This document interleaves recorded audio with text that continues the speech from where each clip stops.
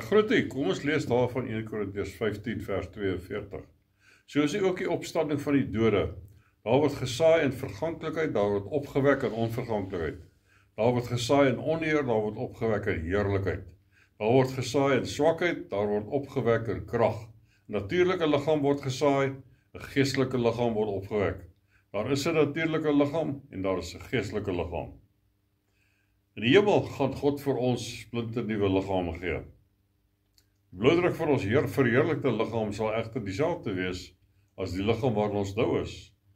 Maar daar sal 'n ooreenkoms wees tussen die jy van hierdie wêreld en jy in die hemel.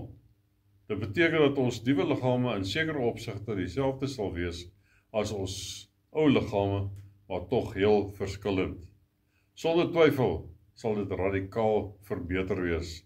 Geen fisiese beperkings nie, geen tekens van ouderdom nie, geen sondige neigings nie.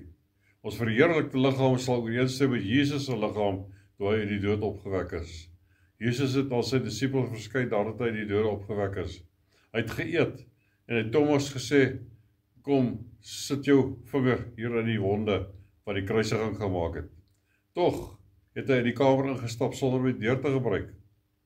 Die Bybel vertel ons nie of ons dieselfde dinge sal kan doen nie, maar dit sê wel 1 Johannes 3 vers 2. Geliefdes, nou is ons kinders van God, en dit is nog nie geopenbaar dat ons sal wees nie, maar ons weet dat ons as hy verskyn, aan hom gelyk sal wees, omdat ons hom sal sien, soos hy is. Wat 'n wonderlike vooruitsig. Met ander woorde, ons hemelse liggame sal dieselfde wees as nou, maar tog heel verskillend.